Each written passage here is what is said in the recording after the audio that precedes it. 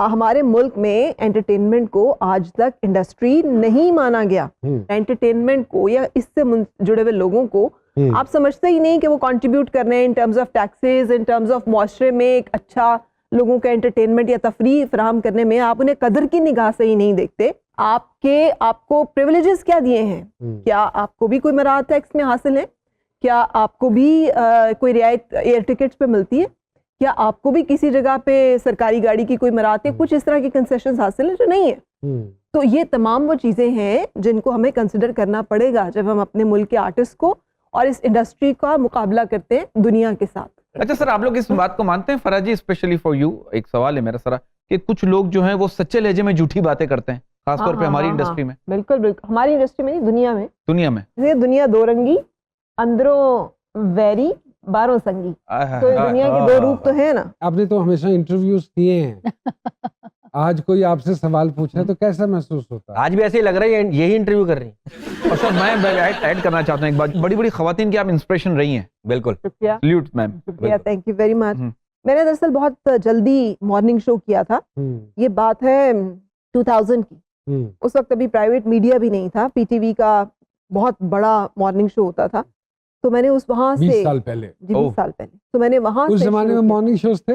जी मुस्तनसर हुसैन तारड़ साहब का, और तारड़ साहब के जाने के बाद फिर जिन लोगों ने उसमें किया था उनमें मैं भी शामिल थी, क्योंकि मैंने भी बहुत अर्ली शुरू कर लिया था। तो इससे फिर बहुत सारे लोग जो सवाल। मॉर्निंग शो करना मुश्किल चीज नहीं है, और फिर वैरायटी भी उसमें लेके आ रही। बहुत मुश्किल, ये आसान है जो आप कर रहे हैं।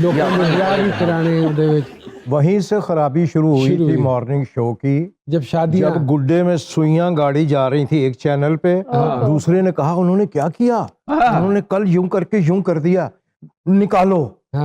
सिंध का जादूगर कैसा होता है, पंजाब का जादूगर कैसा होता है, सरहद का जादूगर, वो जादूगर आ गए, वो ये मॉर्निंग शो हो गए। वो बातें पीछे रह गई।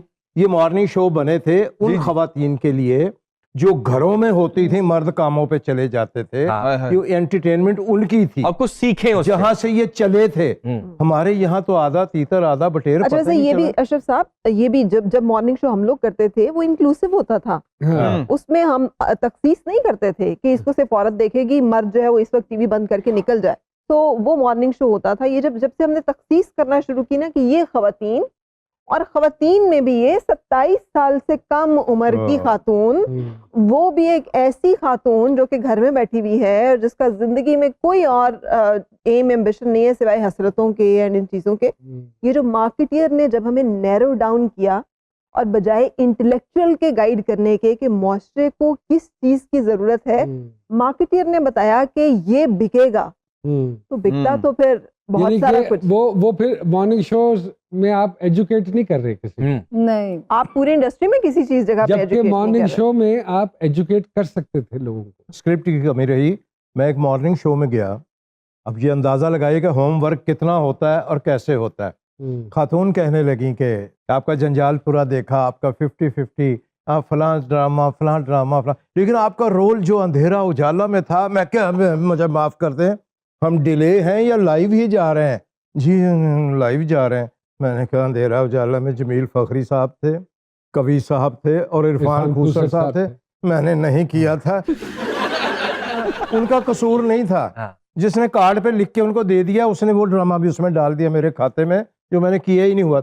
ये होमवर्क के बगैर काम हो रहा, फिर उस पे क्या कहते हैं उसको, जबान नहीं कला। होमवर्क नहीं, आप इतने छाए हुए थे कि उन्हें अंधेरा उजाला में भी कहीं थे। सर किसको जिम्मेदार ठहराएंगे कॉमेडी जो खत्म हो गई है हमारे मुल्क से वक्त के साथ साथ? नुमान साहब, बात यह है कि जब क्वांटिटी बढ़ती है तो क्वालिटी सफर करती है। आज तो आप जो कसूरवार ठहरा रहे हैं वो क्वांटिटी को, टाइम को भी। अच्छा, अब टाइम नहीं। अब उस वक्त एक ही ड्रामा करते थे हम, वो ही बहुत था।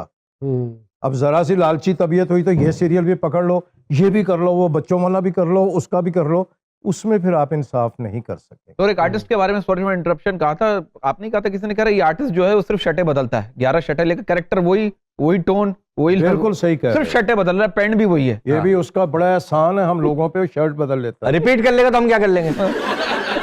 एक और आपसे शिकायत है जी। अच्छा, कि आपने अब डाइवर्सिफाई नहीं किया, आपने आपको चेंज नहीं किया वक्त के साथ। जी मैं अर्ज करता हूँ, टाइप जो है ना हमारे यहाँ, वो वो यार बड़ी अच्छी कॉमेडी करता है यार, इसको ले लो यार। सो उस टाइप कास्ट हुए, टाइप कास्ट भी हो गए, वो चल पड़ी एक रविश, उसमें हमारा भी कसूर है।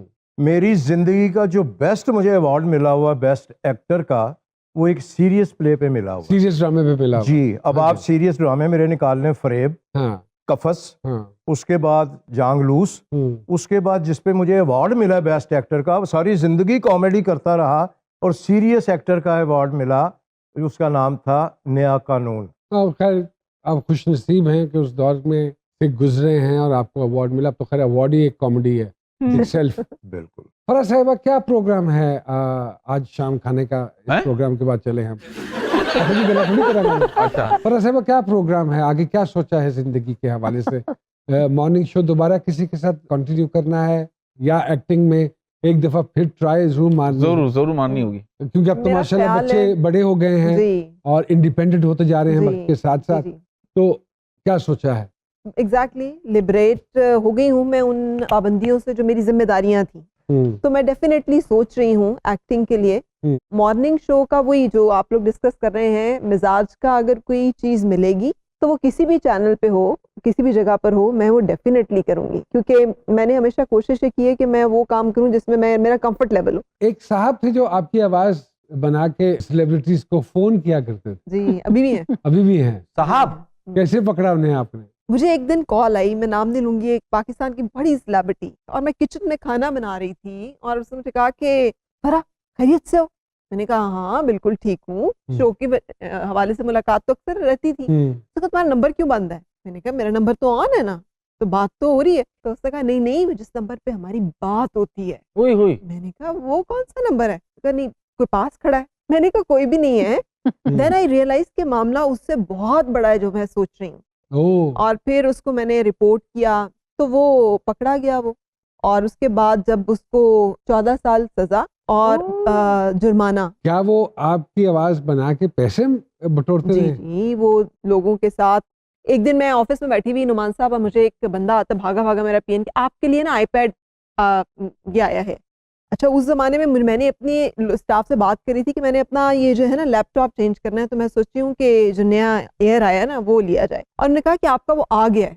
तो मैं सोचूं कि कहाँ से आ गया और किसने मुझे दिया है। एंड आई आस्क्ड देम कि 1 मिनट उनसे कहो कि रुके तो मैं आती हूँ। किसने कहा? उन्होंने कहा फरा से हमारी बात हुई है। मैंने कहा मुझसे तो किसी की बात नहीं हुई।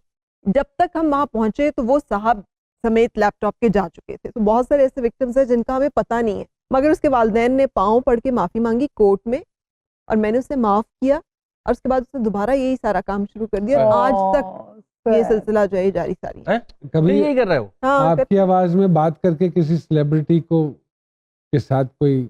अभी मैंने आपको बताया नहीं वो हेलो टेस्टिंग हुई जो एक्चुअली हेलो टेस्टिंग प्रपोज कर दिया हो या कोई ऐसी जो भी बात मौलवी साहब से तक बहुत बढ़ के। अच्छा उसे लगता था बेचारे को कि मैं सारी रात उसके साथ बातें करती हूँ, तो जाहिर सारी रात जो बातें होती हैं वो फिर बड़ी परफेक्ट आवाज निकालता होगा। क्या बात